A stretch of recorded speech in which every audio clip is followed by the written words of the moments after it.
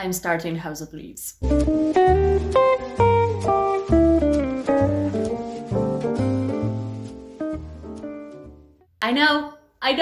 I know. This is a statement. I have bought this copy how many years ago? I think I have the receipt somewhere. 2019. 2019. This was before COVID, okay? And it's time. I made myself do this because my friends on a random day were like, we should definitely read House of Leaves. Yeah, sounds like a great idea. And so I'm doing it. I do have some supplies, a notebook and a pen, because people told me that I need to take notes. I don't know about what, but I need to take notes. A mirror. This is my makeup mirror. Look at you. Look at you. Because apparently some of the text is written upside down, the other way around. You can open this book at a random page and something weird will be going on. The rules for this challenge are simple. 1, I don't want to use Google if I can avoid it. If there are words that I actually don't know, or I want to know some things that maybe the average American audience is going to know, I'm going to Google it. But outside of that, I don't want to Google it. Rule number 2, I have my friends to read this with, so I will be checking up on them. Everything else, free reign, baby. And you may ask, Alice, what does House of Leaves talk about?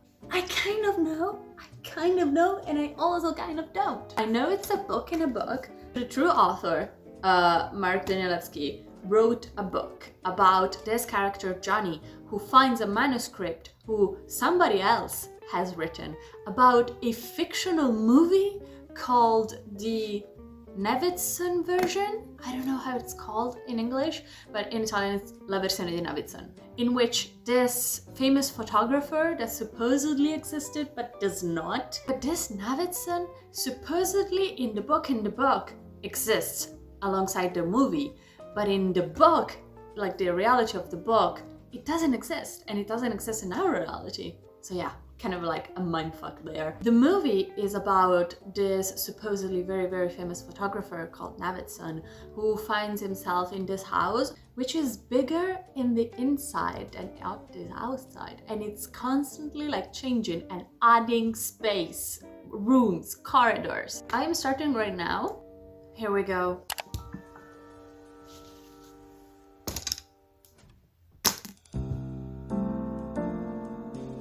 Hooray, it's starting! You'll see how I was so confident in the beginning that I was understanding everything was clear, and then things got so much weirder. I do have to wonder. So the old man who has written the manuscript that Johnny, our protagonist, finds is called Zampano in Italian, which I think in the original in English called No Leg or Zampano. Is it the same? Because it's very funny. Zampano means no leg. It's the font.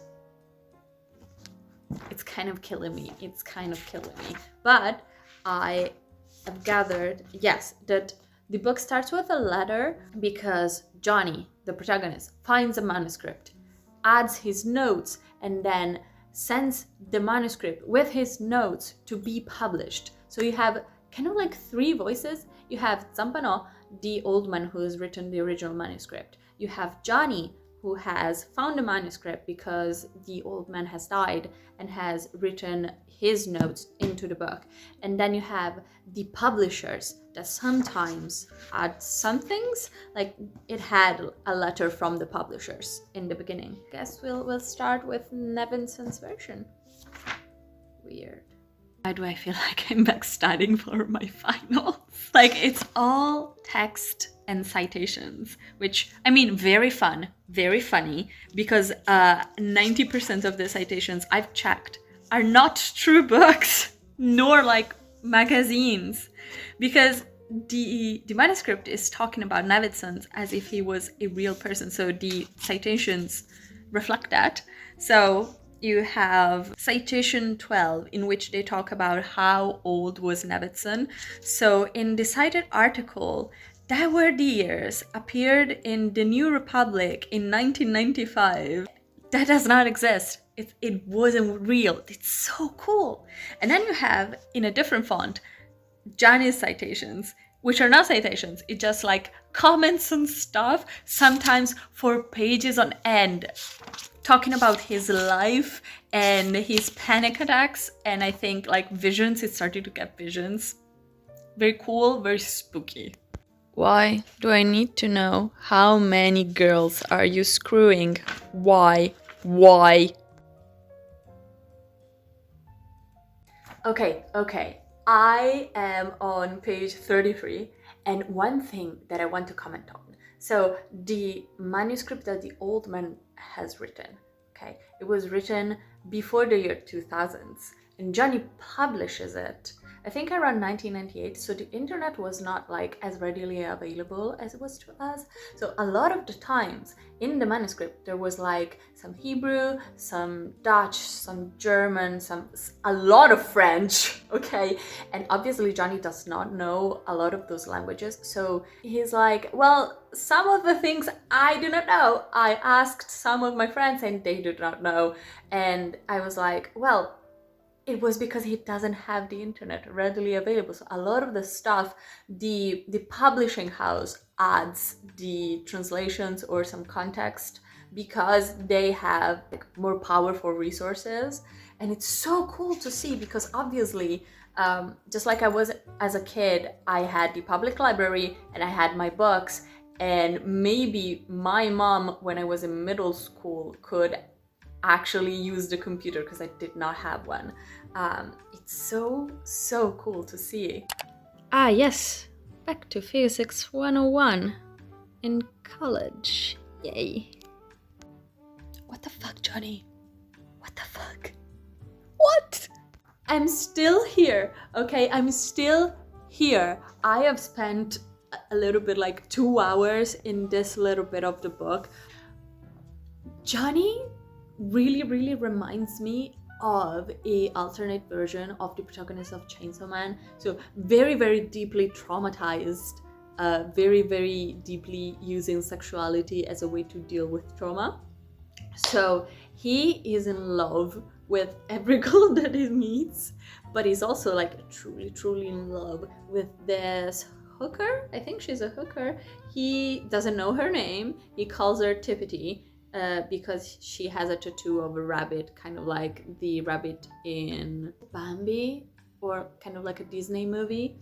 And he had like a psychotic breakdown in his own note that spanned 5 pages about this girl. Sure, at this point, sure. But there's also like, when they talk about the movie, it's so interesting and it's so boring, but it's so interesting. Like at the same time, I'm so invested, but it feels like I'm reading a paper for the university. But it still keeps you engaged. Like the maximum academics talking about that stuff. Like, everything is fictional, but like the academics talking about this fictional movie that they believe that it's real because it's in the context of the manuscript. I'm losing my mind, but they overanalyze everything, and it's so deeply funny because it's like, academia is like that. You can take a kernel of a thing and they will analyze it to death, giving meaning, but also like people are just weird in academia.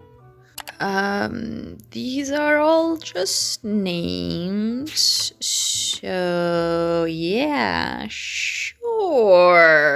Okay, still here. They're exploring, like the old man is describing when in the movie they're exploring the house for the first time, and there's like exploration 1, exploration 2, exploration 3, and there's the 4th expedition in which everything goes wrong. So the house is growing and there's something in that part of the house that is growing. I don't know, something is there, and the animals cannot go into that part of the house, like they just go through it. Because the photographer, Nevidson, saw his cat and dog trying to enter that part of the house, and then they were immediately zapped into the garden.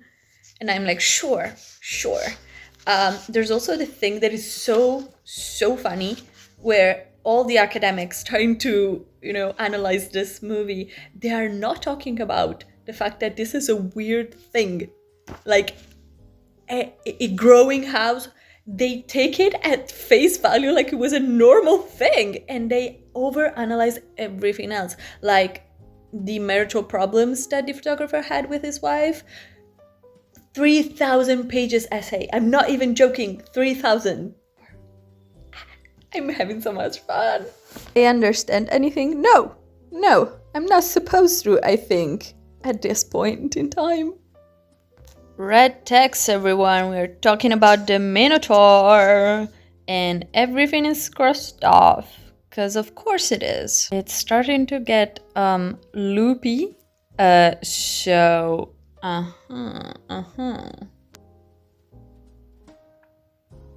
so weird. I have just read the entirety of chapter 9, and then there's a random bibliography of like 12 books that talk about architecture, and then like there's the citation movies, and they just wrote too many to be listed. But like the bibliography is in the notes. And then there's chapter 10, heavily spaced out, and I'm there at page 168. Weird. For the people who are like, how did you read it so fast? Some of the pages are like this. Guys, where is my book? Where is it? Sorry if my background is not the ideal background, but like I have thoughts. Then kind of like a day or two, and I am roughly halfway through. Sounds crazy that I am at page 389. A lot of the pages are completely blank aside from one word, and they go so fast. I also took notes, okay? I took my notes. These are all the characters. These are the things that we know about the house. Just like Johnny, the kind of de facto protagonist of the story, is consummated. Is consummated the right word? Probably not, because that made me think of like consummating a marriage. Is consumed by this manuscript that he finds. I am consumed by House of Leaves. I want to know, one, why is it called House of Leaves? Why leaves? Two, whatever happened to the photographer who was like making the movie, because right now we are only following his wife, who apparently was cheating on him, was very emotionally unstable, had loads of friends, and at one point in the book she makes some experts and professors and other like writers watch the movie, like, kind of like the wrath cut of the movie of these people going into the house, and the house is so long and so large, and it's kind of animated, and in between they're like people made up for the book, and then there's Stephen King, Stanley Kubrick, Anne Rice, Jacques Derrida, which is my boyfriend's, one of his favorite philosophers. I was expecting so much weirder though for the formatting of the text, so I am flying through it. That said, I am on page 389. The next page is a bunch of X's, so maybe I should shut the fuck up. I should shut up. I'm taking a break because I am visiting one of my friends, so I cannot like take this physical embodiment of like a ton of bricks with me, but I will be taking another book, and I don't know, I'll try to not get consumed by this.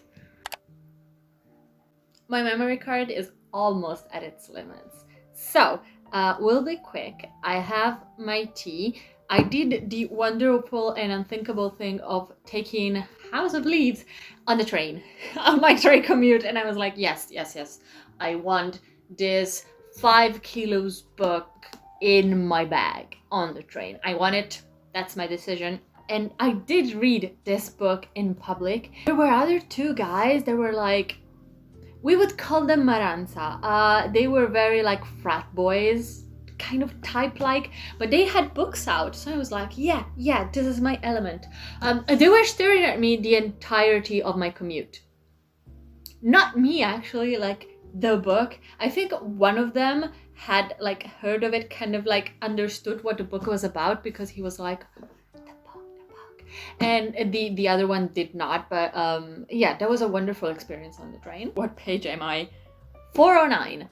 So not that far from my last update, but I wanted just to say I had reached like a peak in the story. I was like, oh my god, this is very scary. Like, oh god. And I was deep into my obsession with this book, and now it's a little bit more like relaxed. So there's a little bit of a lull in this part of the book, but we are picking up because something has been revealed, and then I'm like, oh, just checking, you know, the next pages without reading anything. Why is there a music sheet in my book? Which, I mean, I am a musician, but what the fuck? Yes, yeah. I am curious. So I want to finish this book. It's kind of consuming me. My friends, we were supposed to read it together, and then I went and read 400 pages of it, and they are on page 20. I am the problem.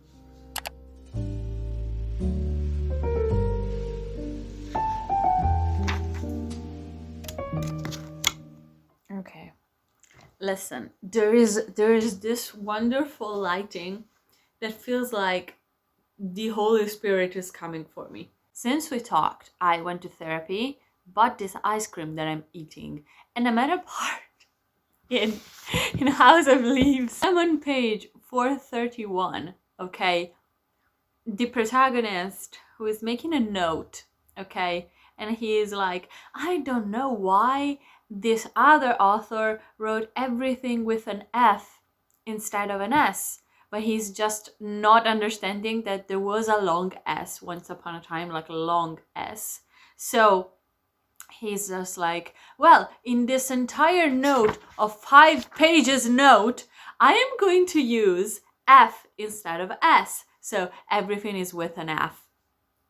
In his note, just like kind of like a kid will do, and it's so funny, but he's saying some very, very sad stuff about his life and about his obsession with this house, and he wants to find a house, and he's recounting it with this like kid speech. Like when you were a kid, you would like invent words, alphabets, what he was saying, and he's doing that. He's saying so many like dark stuff. It's so funny though, so funny. I am invested once again.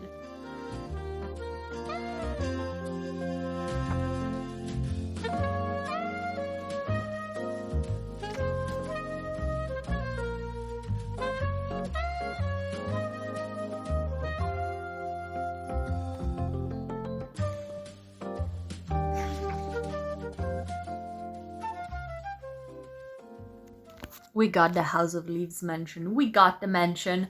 If you're feeling iffy about spoilers, like spoilers about the title, in the 5th exploration, Nevinson goes into the house one last time, and the only book that he has is House of Leaves. What does this mean? I have no idea. I do not know. Not sure. So, new location unlocked. This is my kitchen. This is the only corner of my kitchen that is presentable. The bar downstairs from my study is doing, I don't know what, who is celebrating their birthday, but they're doing a lot. I just wanted to say, I finished House of Leaves. Yes, I did it. Yes, I did it. Took me 4 to 5 days, something like that. It's incredible what mental illness will get you to do.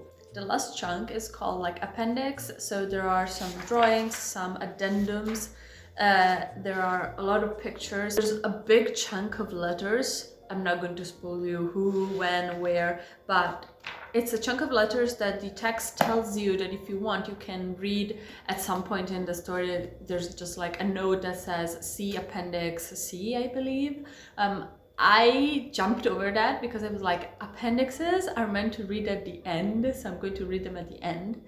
I read the pages in numerological order, so I did not jump around that much. I immediately jumped on the 2004 forums about this book because I needed some clarity. I believe this book is much more like anxiety-inducing when it talks about the movie. When it stops, like when the manuscript of Zampano stops, talking about that movie, it stops being anxiety inducing, it stops being scary, and it starts being very, very sad, like incredibly sad. I think this is a much less mysterious book than I thought in terms of themes. Like, the themes are very clear to me. What was not clear to me, it was that I overlooked some codes that were in the book that I think were much more like the author having fun, and they do not add much to the plot of the story, they add to the experience, like the reading experience.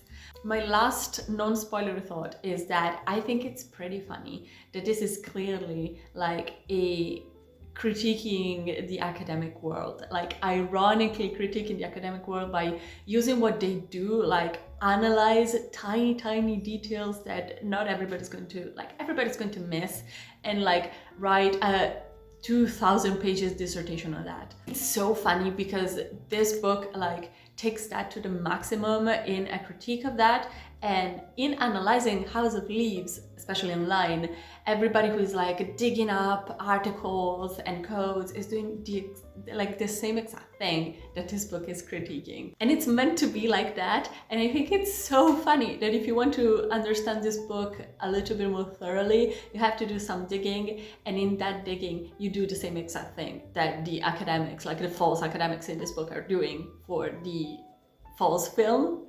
Does that make sense? Am I just losing my mind? There are some questions that I still have about the meta-narrative of the book, especially about why some things were put in that place in the book. I really enjoyed it. I enjoyed how the text was used as an image, how clearly sometimes we have text that we're talking about windows and the text resembles windows, like tiny slit windows. I think it's so clever. We were talking about keys and the text was in the shape of a key. When the mind of who is writing starts to warp, the writing starts to warp also. And I think it's so fascinating to use writing like that as also like a visual instrument. There are many theories in which a lot of people online speculate who really wrote the book, not like House of Leaves the book, but like the manuscript, and if Johnny was real, if Zampano was real. I believe in Occam's razor, okay? So like the simple answer is going to be usually the one that it's most true. So a lot of speculation feels like inane academics rambling. I think it's so fun though. I will say, and I think one of the things that is least discussed in the book is the fact that Zampano, which I was told that it's still Zampano, not No Leg, comes from an Italian movie, a Fellini's movie that won Oscars, was very, very renowned in the 50s, called La Strada, so the road, and everything that happens to the character Zampano in that movie could be used as a backstory for Zampano in this book, and it would still make sense, and it would make a lot of sense. So this is my only addings into the academic discourse around this book. I'm still going to navigate those forums because a lot of people are more clever than me, cleverer if you will. I would just like to note, however, do not trust anything this book does because the translations sometimes are wrong. And I don't know if it's meant like literally, like the author wanted it to be wrong so that you were like, oh my god, the translators, like the fictional translators of the book are lying to me also, or if it's meant to be like a reflection of the fact that it was the 90s and there were no internet substantially to rely on for translation of another language, so you had to like hunt down a academic, so a professional like translator to do that. It was an experience. I'm very, very glad that I read it. This book has been a long time coming. I love weird books, and yeah. So this video is over. I hope you had fun. I hope you had fun, like ramble and spiral out of control with me. And I have some socials, they're down below. I talked about this book a lot on TikTok, and I'll see you in the next one. Goodbye. Mwah.